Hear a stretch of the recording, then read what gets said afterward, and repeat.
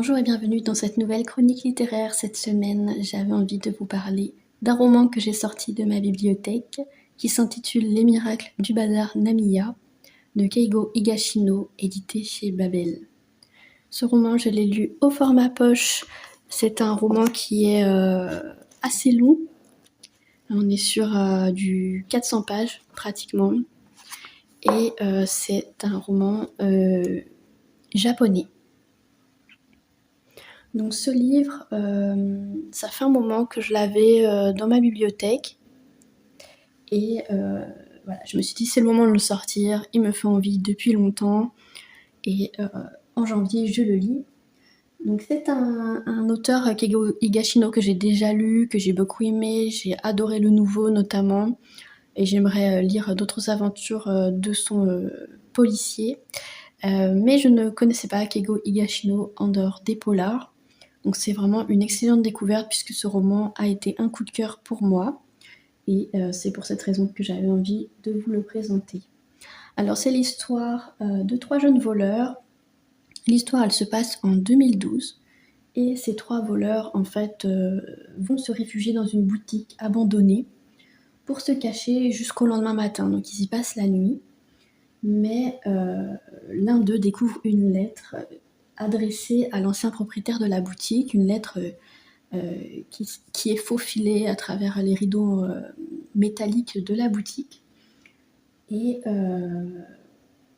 les 3 jeunes ils décident en fait d'y répondre, mais à leur grande surprise, une réponse arrive presque immédiatement et ils se rendent compte que ces lettres ont été écrites 32 ans plus tôt.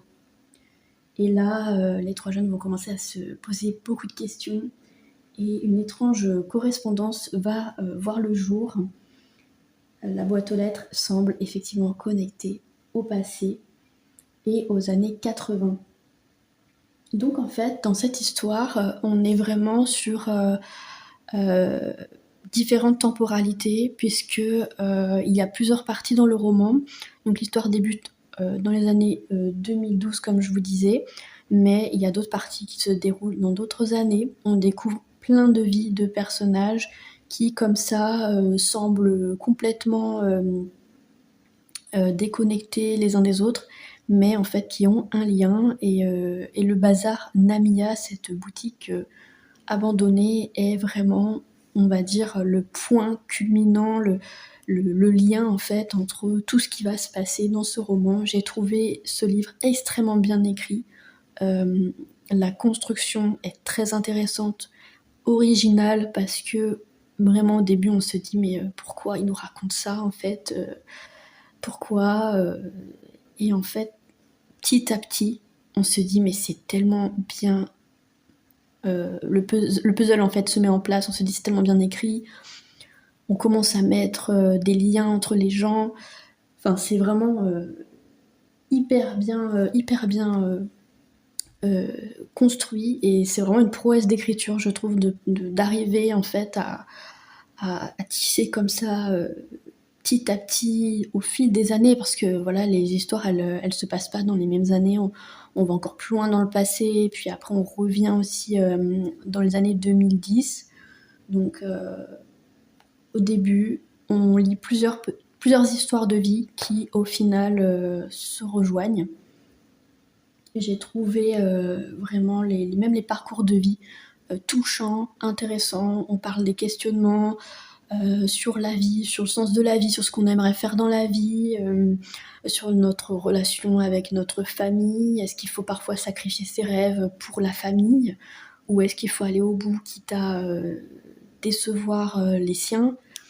Voilà, plein d'interrogations, de tranches de vie comme ça, hyper intéressantes, touchantes.